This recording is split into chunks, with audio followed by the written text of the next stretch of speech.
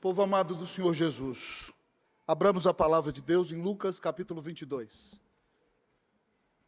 Lucas capítulo 22. No dia de hoje eu pregarei em um milagre de Jesus no culto das 11 e em outro milagre no culto das 18h30. O nosso pequeno grupo mais adiantado já está um estudo na minha frente. Então, para que eles ouçam a mensagem do estudo que vão ter na terça-feira, e a terça-feira é o encerramento dos PGs deste semestre, então eu vou pregar no milagre que eu estava atrasado agora de manhã, e na sequência eu prego no milagre seguinte, no culto das 18h30. Lucas capítulo 22. Eu convido a igreja que se coloque de pé.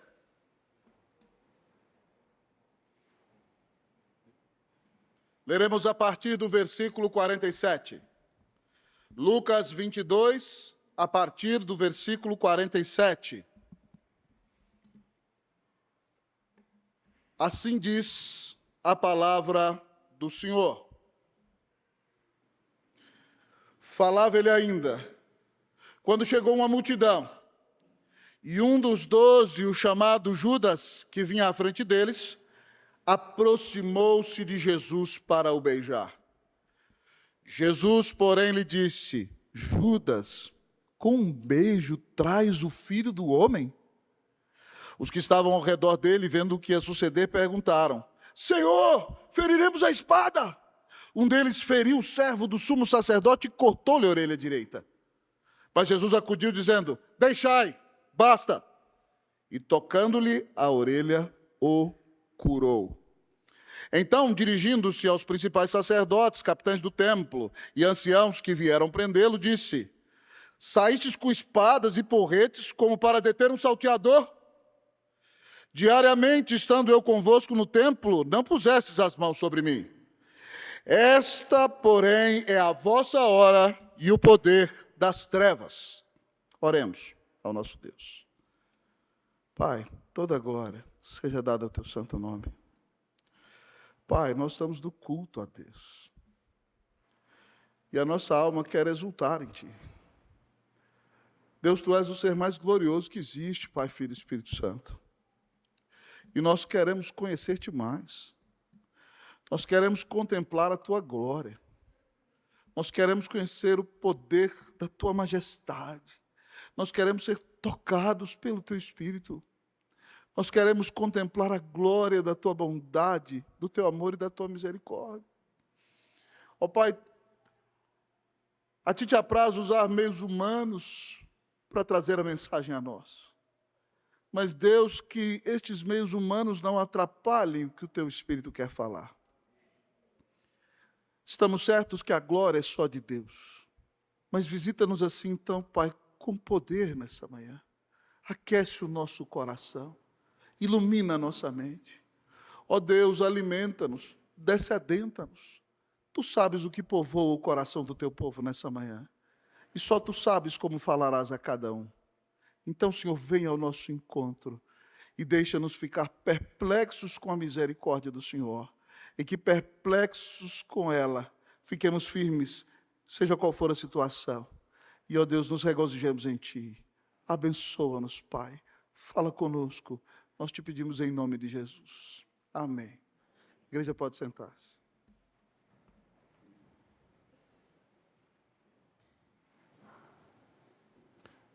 Aquele foi um dos momentos mais complicados para o Senhor Jesus. Ele está no Getsêmani.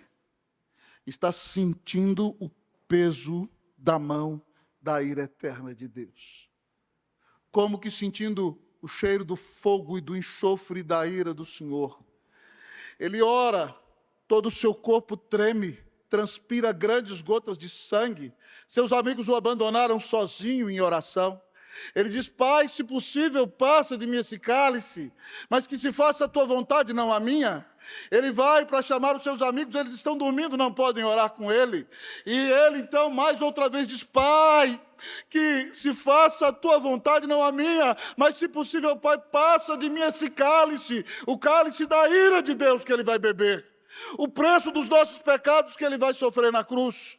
Mas enquanto ele ora, vem anjos dos céus e o confortam. E ele diz: Pai, Se possível, passa de mim esse cálice, mas que se faça a tua vontade, não a minha. Mas enquanto ele ora, o Senhor o fortalece. Então, fortalecido, ele se levanta e diz aos seus discípulos: vocês ainda dormem? Levantem-se, vamos! Eis que o traidor se aproxima. Enquanto Jesus está falando, amados irmãos, a palavra de Deus nos diz que chegaram a ele aqui, conforme diz o nosso texto, enviados da parte do sumo sacerdote, uma multidão. O sacerdote mandou a sua guarda.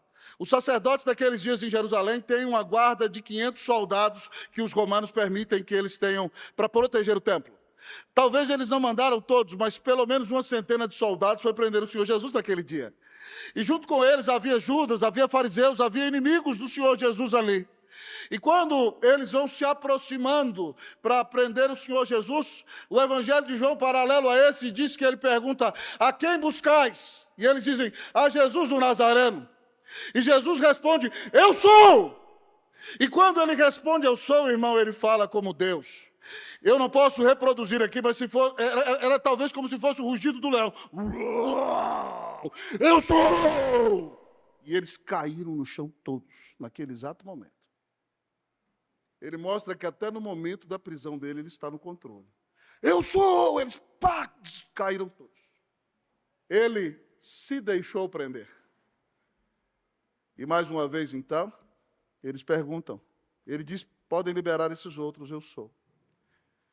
E eles vão para prender o Senhor Jesus. E para identificar o Senhor Jesus, Judas, um dos 12, se aproxima e o beija. Naquele momento, os discípulos ficam revoltados. Pedro, agitadíssimo, arranca da espada e corta a orelha direita de Malco, servo do sumo sacerdote. Agora me responda aqui uma pergunta. Imagina que alguém veio te prender. Alguém que está te criticando, te atacando, enchendo a sua paciência.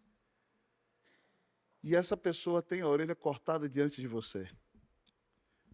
Você tem o poder de curar. Você curaria a orelha dessa pessoa? Jesus repreende a Pedro. Bota a mão direita na orelha de Malco e o cura. E ao observarmos o Senhor Jesus curando a Malco, no momento em que ele está sendo preso, nós contemplamos aqui a incomparável misericórdia de Cristo. O texto nos apresenta, pastor, qual o tema da mensagem? A incomparável misericórdia de Jesus. A incomparável misericórdia de Jesus. Pastor, o que caracteriza essa misericórdia incomparável? Inicialmente, o texto da palavra de Deus nos diz que a incomparável misericórdia de Jesus supera a traição. A incomparável misericórdia de Jesus supera a traição. A palavra nos diz, amados irmãos, leiamos, versículo de número 47 e 48. Eu leio 47, a igreja de 48. Falava ele ainda, quando chegou uma multidão, e um dos 12, o chamado Judas, que vinha à frente deles, aproximou-se de Jesus para o beijar. Vocês, o 48.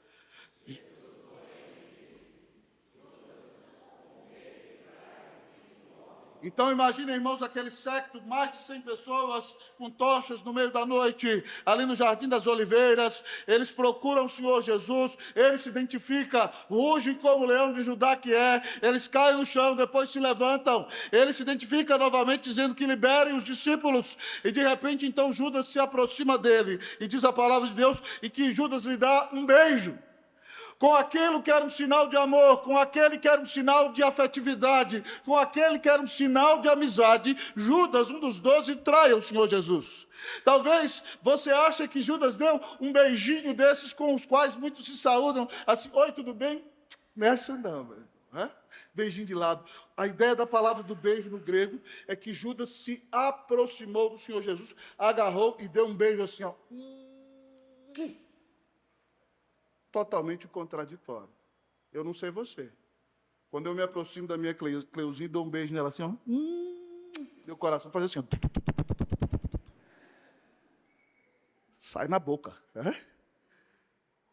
Judas, tremendamente contraditório, dá um beijo daqueles de estrelar no Senhor Jesus.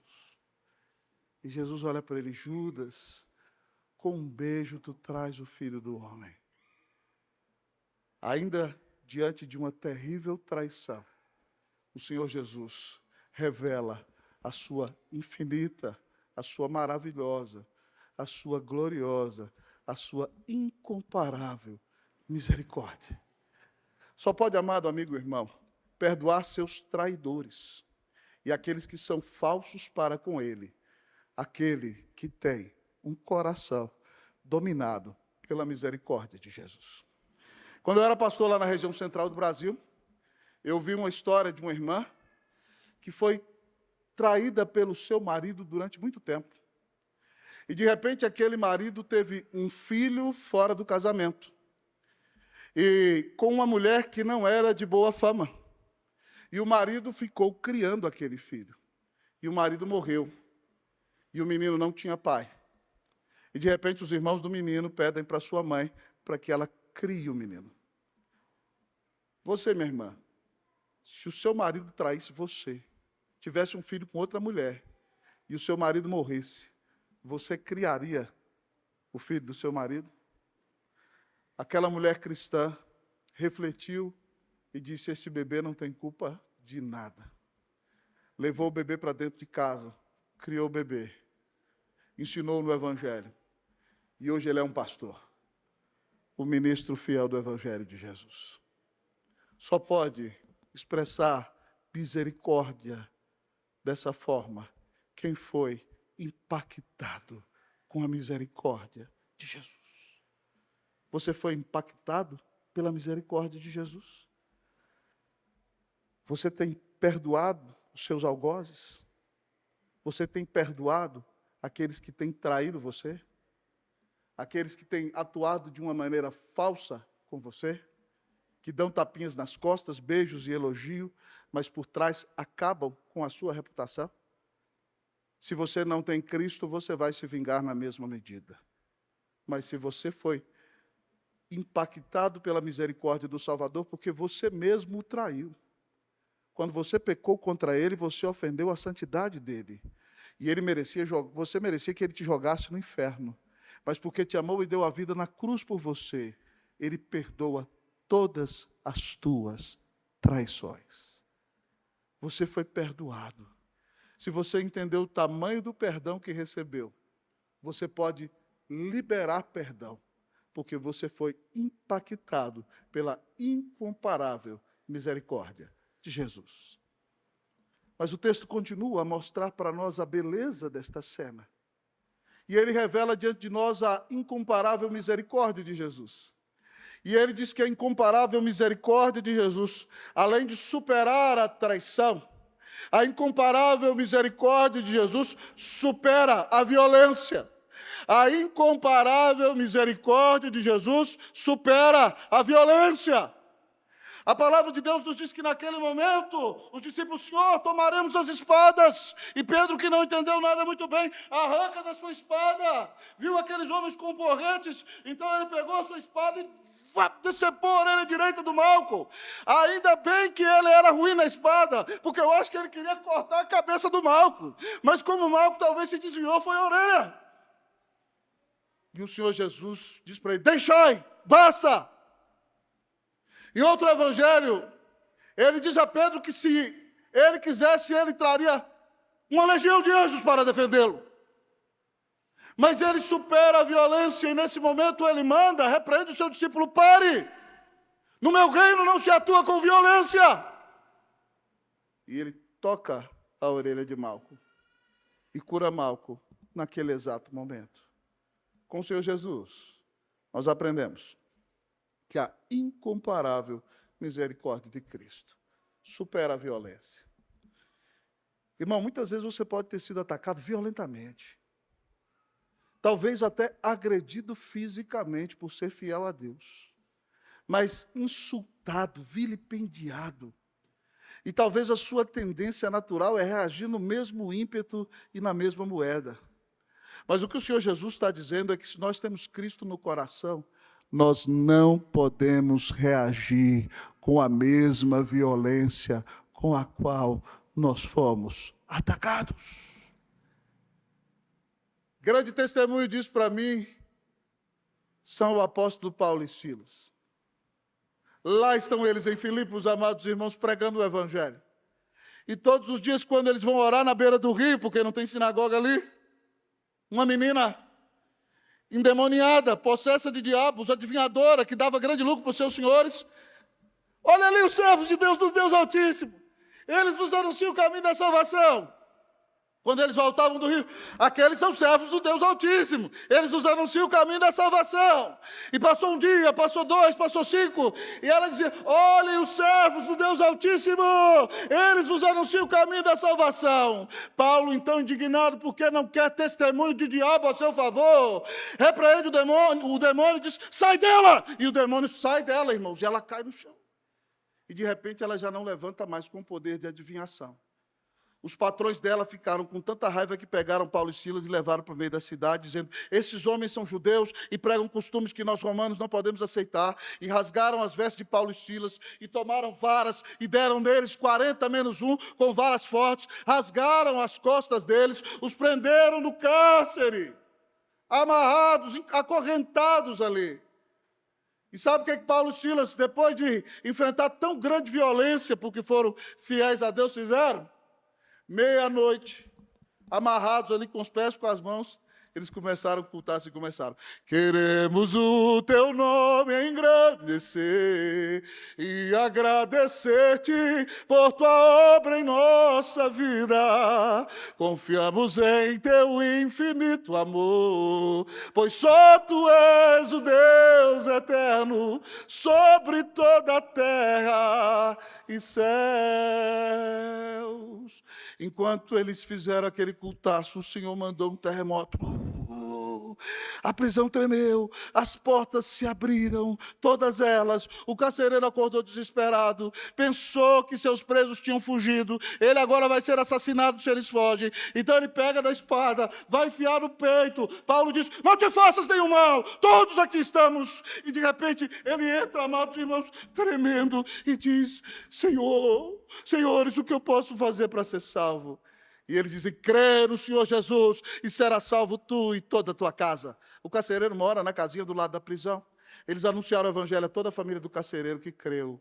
Ele lavou os vergões deles, ele foi batizado naquele momento. E de repente, no meio da madrugada, ele fez um jantar exponencial, um banquete para Paulo e Silas, celebrando a salvação.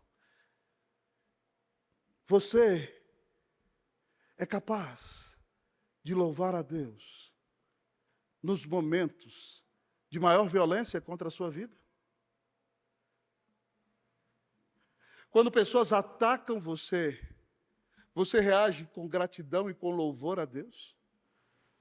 Quando pessoas difamam você, você reage louvando e glorificando o Senhor? Quando pessoas te agridem por causa do nome de Jesus, você dá toda a glória a Deus? Essa tem que ser a nossa reação, irmãos. Nós temos que superar todo tipo de violência contra nós, porque nós sabemos que nada acontece contra nós fora da permissão soberana do nosso Deus. E nós sabemos que o nosso Deus está no controle de tudo. Nem sequer um fio de cabelo cai da nossa cabeça sem a nossa permissão. É por isso que eu sou o careca mais convencido do mundo, aleluia. Porque Deus quis que assim fosse. Toda a glória seja dada ao nome do Senhor. Nós fomos criados para glorificar a Deus. Louvar a Deus quando tudo está fácil, irmão, é tranquilo. Mas é na hora da prova, é na hora da perseguição, é na hora que te batem, que se revela se você é de Jesus ou não. Então fica a dica, reaja com louvor. Fuja da briga e saia cantando. Pois só tu és o Deus eterno, sobre toda a terra e céus. Jesus superou a violência. Que Deus nos ensine a agir como crentes, amém, meu irmão? Sair no braço é fácil. Quem tem Jesus, adora a Deus, mesmo nos momentos mais difíceis. Que Deus te dê a bênção de superar toda truculência, toda perseguição, toda traição. Tudo que de ruim é feito contra você, adorando a Deus. E Deus há de te abençoar, e Deus vai cuidar dos seus traidores. Ele sabe o que fará com eles. Quanto a você, dê toda glória a Deus. Como você tem reagido diante da incomparável misericórdia de Jesus?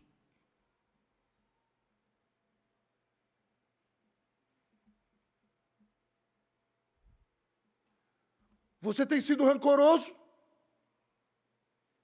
Você tem sido truculento? Ou você é perdoador e se deleita na grande salvação que o Senhor te deu? O texto nos apresenta a incomparável misericórdia de Jesus. A palavra nos diz que ela supera a traição, ela supera a violência. Mas, pastor, o que mais há de superar a incomparável misericórdia de Jesus? A incomparável misericórdia de Jesus supera o poder das trevas. A incomparável misericórdia de Jesus supera o poder das trevas. Versículos, amados irmãos, leremos agora 52 e 53. Vamos ler todos juntos? Eu leio, melhor dizendo, eu leio 52, a igreja 53. Então, dirigindo-se Jesus aos principais sacerdotes, capitães do templo e anciãos que vieram prendê-lo, disse: saístes com espadas e porretes, como para deter um salteador?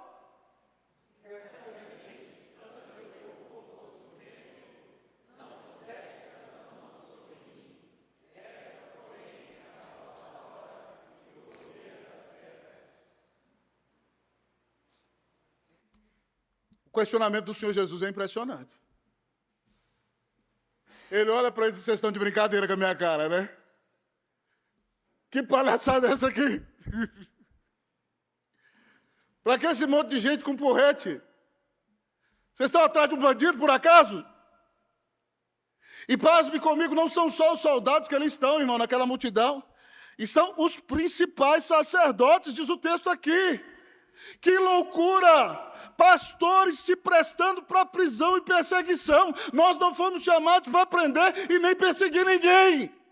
Aqui estão os pastores, os principais sacerdotes, os capitães do templo, os diáconos que guardavam o templo, os anciãos, o conselho da igreja foi prender Jesus, junto com os pastores e junto com os que mantinham a ordem do culto. Tudo errado!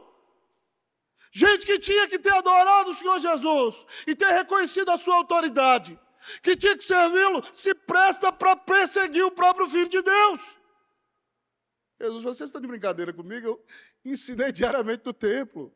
Por que vocês não me prenderam lá? Mas aí ele explica para eles o que está acontecendo.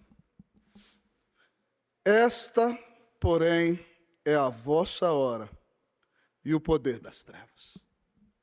Jesus mostra para eles que, ainda que eles estejam na igreja institucional, eles não são dele. Ainda que sejam membros da igreja do Antigo Testamento, eles não pertencem a Jesus. Eles pertencem ao diabo. Ele diz para eles: esta, porém, é a vossa hora. Esse é o momento de vocês. E qual é a hora deles? A hora na qual o poder das trevas se manifesta. E eu fico maravilhado, irmãos, com esse pronome demonstrativo aqui do texto. Esta é a vossa hora. Esta é a hora do poder das trevas. Louvado seja Deus, porque esta, amado amigo e irmão, circunscreve. Pronome demonstrativo. Esta delimita. Essa, querido amigo e irmão, coloca barreiras. Essa limita e mostra que a ação do inferno é limitada. O poder das trevas pode atuar num curto espaço de tempo, dentro da permissão soberana de Deus, o nosso Pai. Ele não será vencedor. Ele não durará para sempre. O seu poder é limitado por uma pequenina, por uma ínfima, por somente esta hora. Louvado seja Deus! Isso é maravilhoso, amados amigos e irmãos, porque o poder das trevas não vai durar para sempre. Jesus está dizendo, vocês só têm essa hora, aproveitem.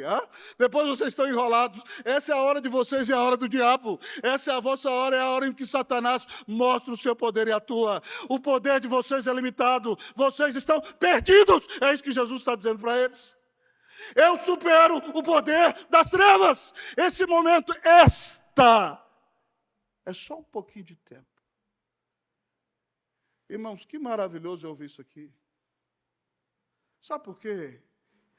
Porque muitas vezes Satanás pode atacar você, mas ele só tem esta hora. Ele não tem todas as horas. É por isso que você vê Deus zombando da cara de Satanás, porque Jó perdeu tudo e não negou o Senhor. E Satanás diz para Deus o seguinte, toca na pele dele, e vai ver se ele não blasfema na tua cara.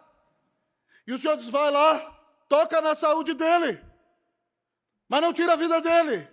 E Satanás vai, amado irmão, e coloca doença em Jó, um homem crente, da coronilha da cabeça até a ponta do dedão do pé. Jó fica cheio de tumor e de câncer.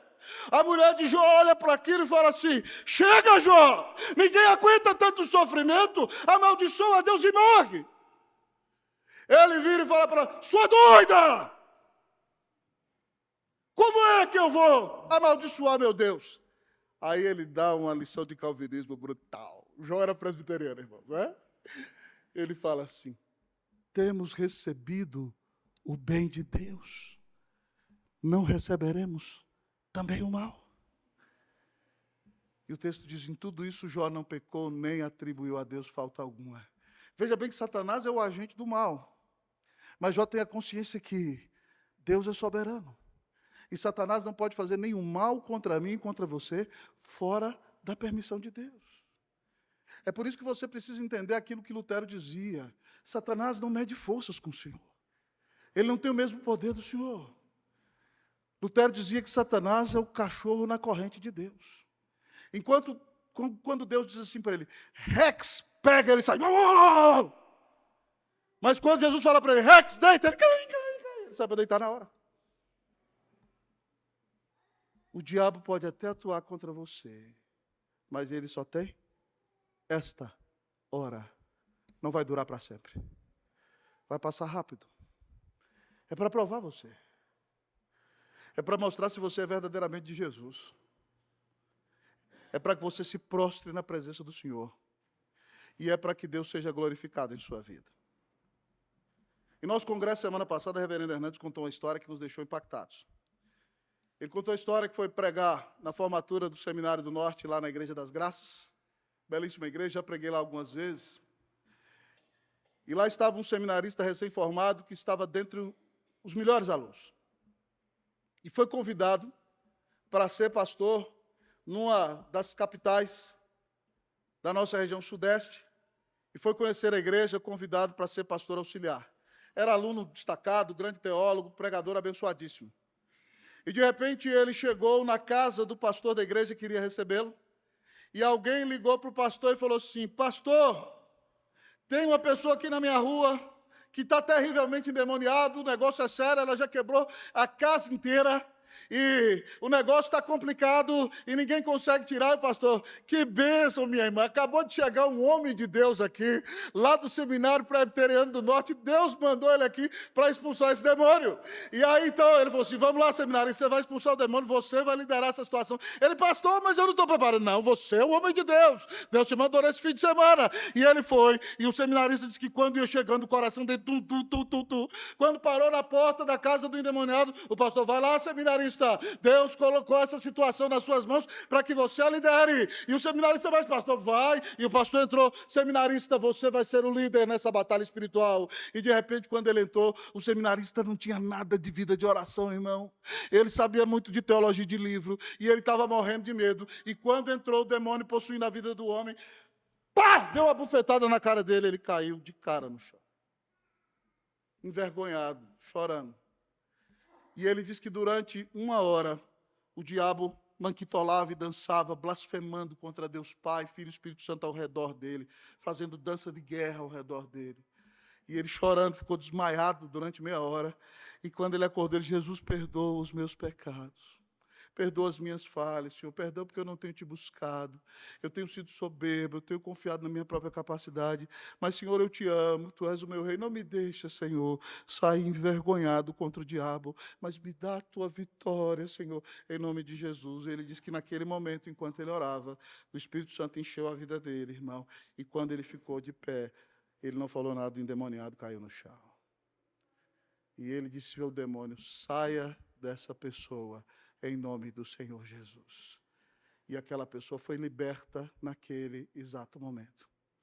E o seminarista na formatura contou isso para o pastor Hernandes, dizendo: pastor, não basta ter só conteúdo, é preciso ter vida com Deus, no dia a dia.